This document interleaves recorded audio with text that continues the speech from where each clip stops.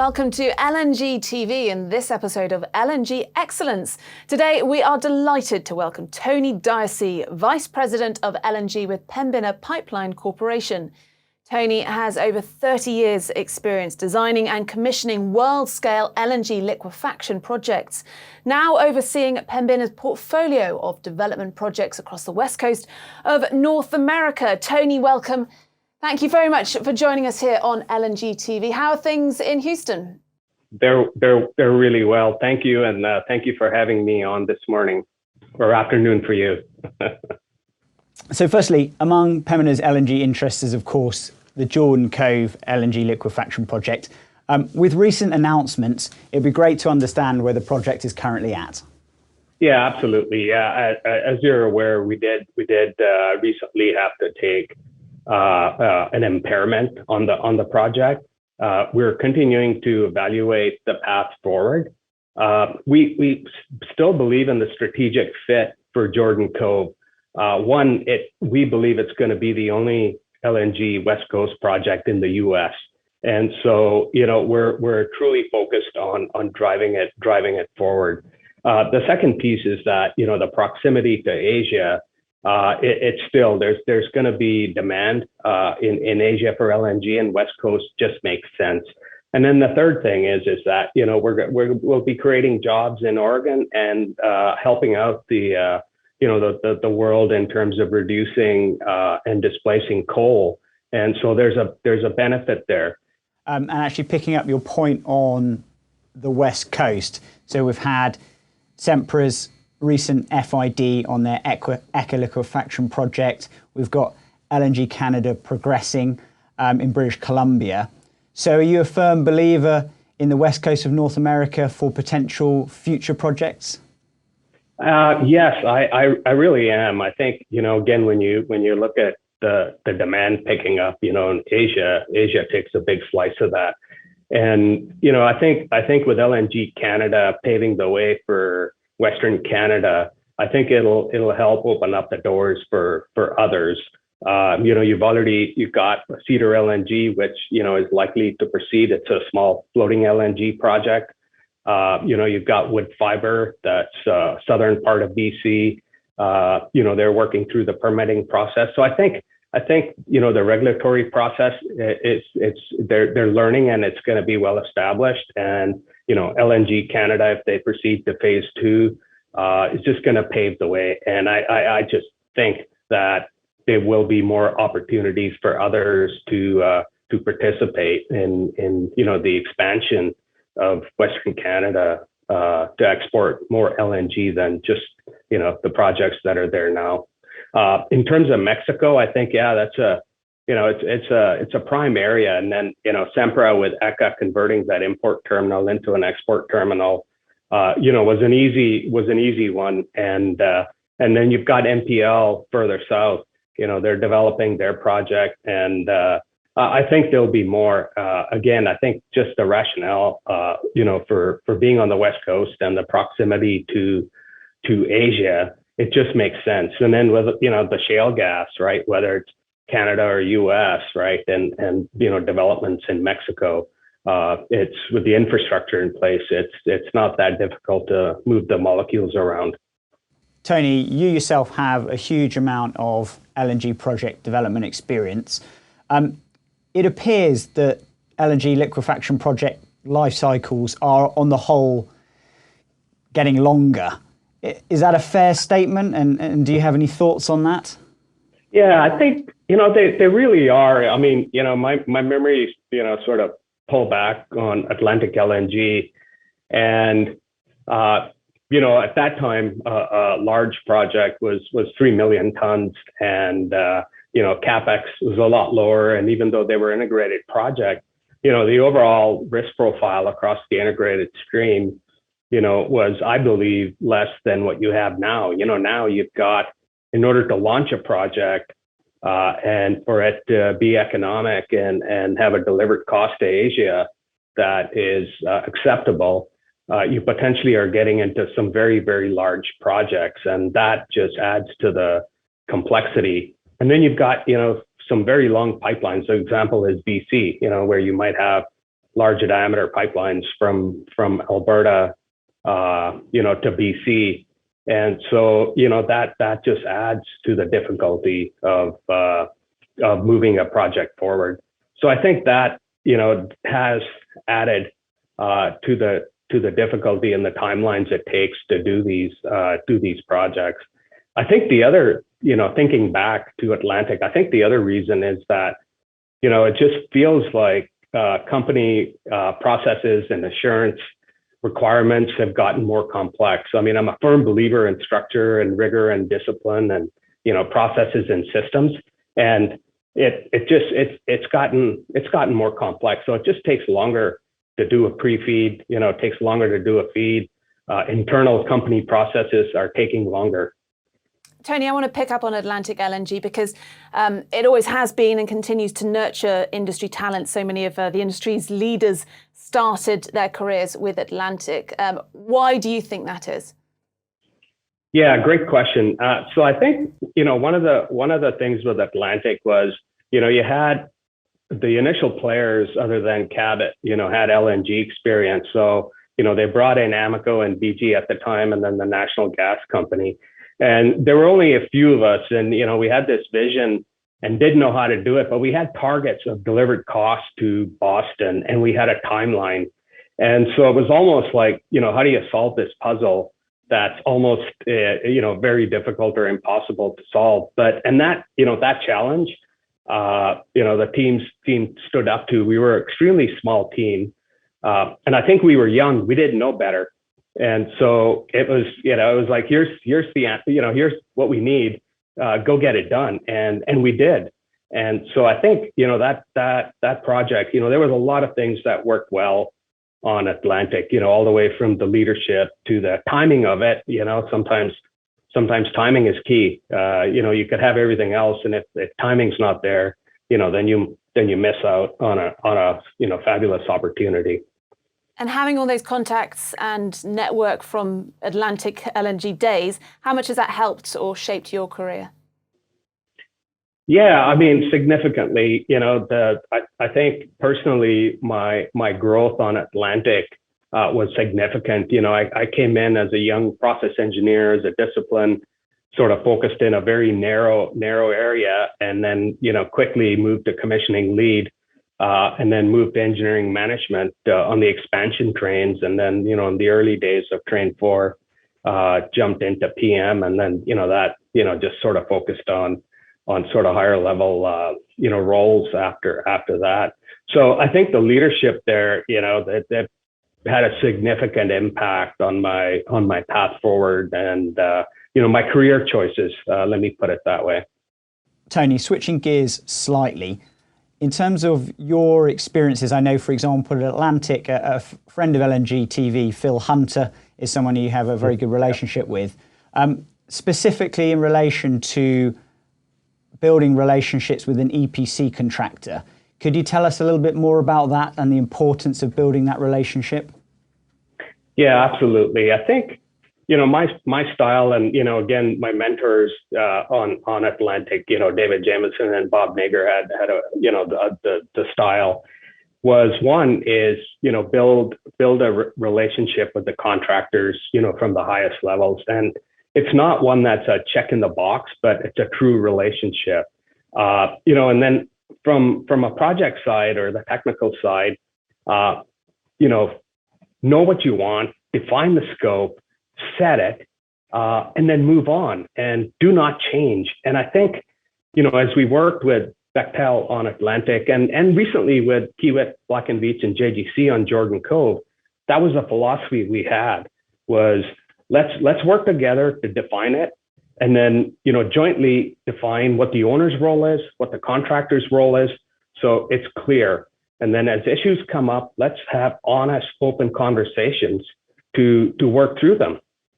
So I think that's a foundation of, ultimately building that trust, with contractors where you can truly execute something that's lump sum turnkey, with some pretty strict requirements, but you can easily work through it jointly. And that, to me, that's key. That really is. the LNG industry continues to grow.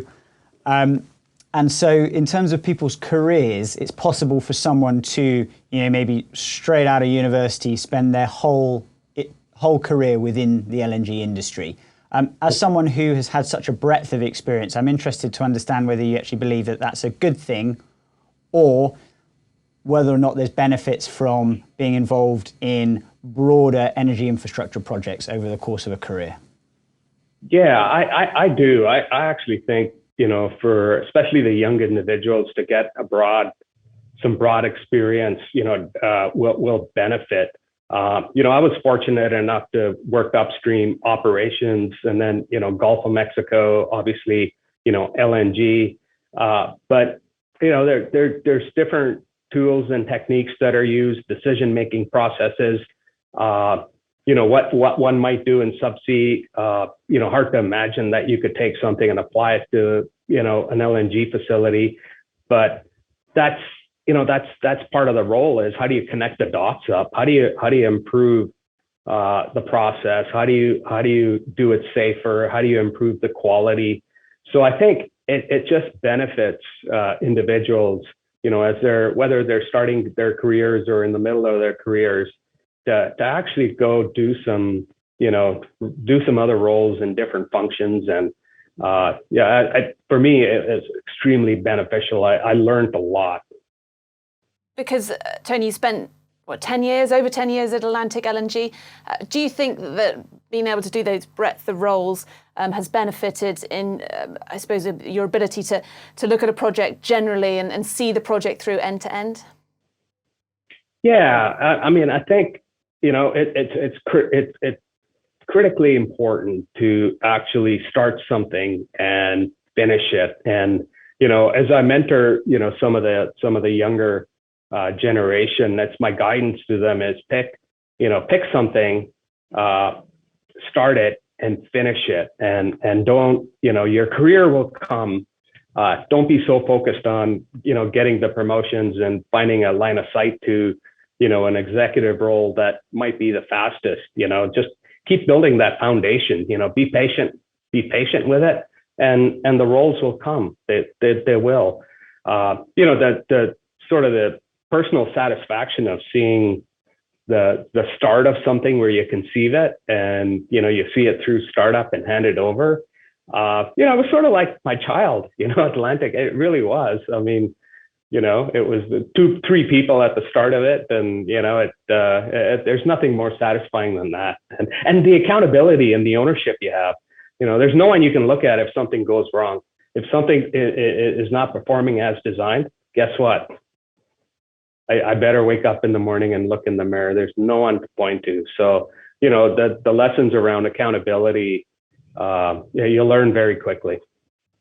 And you've given us one nugget of advice that you've given to some of your or people who aspire to having a career like yours. Can you give us a few more insights, or how do you sort of what are the top 3 things you say to people who want to look into getting into a role like yours? Yeah. So I mean, one of the first things is again, build that foundation. I believe that if you're a mechanical engineer or process engineer, have a solid foundation. Don't just jump to something else. And then I think the second thing is sort of self-learning, and whether it's going to conferences or whatever, but self-learning is really, really important, because as you sort of grow, the breadth of what you might be responsible for is significant, relative to running a, very sort of small sort of area or project or a lead role. So that's really, really important. And I think, lastly, it's about just striving to, take an initiative to push yourself. Just taking ownership and not being a victim, and just driving forward. And I think, those 3 things, can certainly help. There are a lot more, but, I think those 3 things for me sort of jump out. And you mentioned earlier 2 specific names, David Jameson and Bob Nager. For those in our audience who are not familiar with them, Could you just tell us a little bit about them and what their impact was on you and your career? Yeah, so David was, a senior project manager at Amoco, had done offshore projects and pipelines, and came on, I think, was the second. I was probably the first one in Amoco to get involved with Atlantic, and I think he was the second one. And, just a breadth of experience and, a civil background, but, no one, if someone talked to him, that there was no way they could, if he didn't tell him he was a civil engineer, he just, again, just challenged, asked lots of questions, and learned what all the other disciplines were about. And, we'd never done LNG before, but he very quickly picked up. And then Bob Nager, again, a very experienced individual who, worked for Amoco onshore, offshore, just unbelievable. One of those guys that just seemed to know, didn't matter what question you asked him, he knew it. And I couldn't it was always hard for me to figure out how did he do that, but I think there's an element of, the self-learning and always challenging and asking questions and being inquisitive. It's like the little child, right? Like why type thing. And so, both of those guys, I think the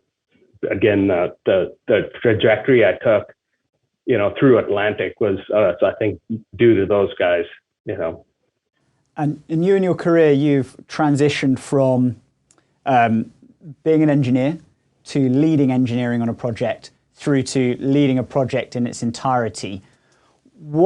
I'd just be interested as, for someone who's listening or someone who's considering that as a career path, would be interested in terms of what are the key elements in making that transition successfully? Yeah, so, from a discipline engineering to engineering management, it wasn't too difficult because it's all sort of technical. And I think the learning for me was, focus on the other areas equally and understand those disciplines. And it's natural to gravitate back to, I'd always jump back into the process stuff. And, it was always Bob. He was very honest and sort of like, Tony, like, stay out of this. Okay. We've got a process engineer. And so, that really helped a lot. I think, moving from engineering management to sort of the role of a project director, it's significant because you're, a technical, it's a big piece, but it's also a small piece. And if you've got, if that project director role includes regulatory, commercial, supporting the commercial teams with the customers and, gas supply, finance. So you've really got to focus on, those other areas, which might be very uncomfortable. And it's sometimes difficult, to know because you just don't, you don't know what you don't know. And so, it's important to, communicate, have your mentors and, spend time to learn the other functions and not just stay focused on, engineering, which and it's easy to do. My boss, every once in a while, he tells me, Tony, you're jumping back into spending, or focusing on technical issues. Is it fair to say that a project can only be as good as its team? I do believe that, through my career, I've seen, projects that maybe, didn't have, project teams that were, set up for success. Even though almost every company has, stage gate processes, they've got guidelines, and you can pull a binder and start on page 1 and start checking. But I believe a team that is, sees the common goal, owns the delivery, are committed. Projects are tough, they're really hard work, and can be hard on families. And, that good people who fit the roles well and, you absolutely deliver a fantastic project. So, Will, I do believe people make projects. Well, Tony, moving on, because you've given quite specific career advice, very much sort of office-based advice, I suppose. But what about time management and work-life balance? How do you juggle that? Yeah, early on in my career, before I got married, I just worked all the time, and then after getting married and having kids, the need to balance how much I worked and how much I spent time with family was skewed, and I wasn't doing it enough. And it took a lot of discipline and reflection and some conversations. But once I decided that it was important and it mattered, and then I basically set time out. And the practice I got into is every year at the end of the year, I basically plan out my following year, and that includes vacation. So I commit. My family knew I'd committed, and we'd book, and that was it. And work's always there with technology, cell phones and laptops, and accessible. But that's helped me a lot in my career. And as I mentor some of the younger folks, that's my guidance to them. Like, just commit, do it early, put it in the calendar, and then execute it. So you try and turn the laptop off or keep the phone time to a minimum when you're on vacation. But day to day, how do you? There aren't enough hours in the day to be able to work, to keep a family, keep time with the family, and also to keep fit, which is important to you. How do you juggle it all? Yeah, that's a good one. One is, I do love working out and stuff. So I'm a very early riser. So 4 a.m. for me is a normal start for a nice 5-mile run. The other thing I've learned over the years is, I believe just being very efficient and well organized. Emails, just a person can get overwhelmed. And, an example is early on in my career, I'd come home, and this was on Atlantic. I'd come home and turn on the laptop because I had still, 100 emails to go through. So I was like, okay, I got to read everyone, every day I've got to go through every email. But then I learned how to, get organized and prioritize and just using rules and really simple things. But it's amazing how, over time, that just significantly helped out, and that helped with not going home with tons of emails to read. So I try to commit to taking care of business while I'm here, and then on my way home I try to unwind and sort of leave work at work, and then try to think about what I need to do when I get home. Tony, you've got an interesting background. As a mechanical engineer, you evolved into one of the top LNG process engineers. Would be great to understand how you actually got into the LNG industry. Yeah, I get that asked a lot. It's mechanical engineering. So it goes all the way back from when I started my career. I was in Canada at a big sour gas plant, and being a mechanical, loved the machinery, loved the steam systems, but the process side of it, I just was intrigued, and just sort of naturally, again, that self-learning, just started getting into it. Then I made a conscious decision that I wanted to follow that path. And, as I had opportunities to jump into PM roles very early on in my career, but I chose not to because I wanted to go down a path, which was process engineering. And then, it wasn't until probably year 10, after school that I decided that, all right, it's time to, I feel like I'm ready to move on to sort of management roles. So, that was it. I just liked it, and I wanted my career to follow that path. And, Amoco they were kind enough to, allow that sort of path, right? And Tony, finally, I suppose a reflective question to end our show. We all want to have an impact, both professionally and personally. What would you most like to be remembered for at the end of your career? I think one is, having improved the safety, of our industry.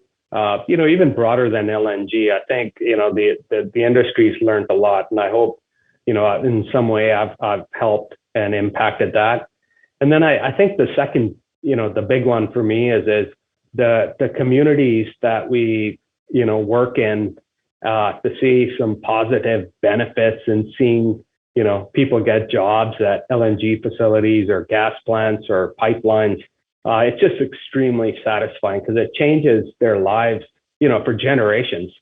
And then I think the last thing is, hopefully some of these youngsters, like I remember David and Bob and others, is that, they look to me for, the things I've done and the way I've done them, and said that they look back and go, oh yeah, that's the way to sort of think about it. So, yeah. Well, you've certainly given us some inspiring words of wisdom today. Thank you so much for joining us, and we wish you all the best with future projects with Pembina. Thank you, Tony. That is it, though, for today from all of us here on LNG TV. Thank you for watching. Goodbye, and see you next time.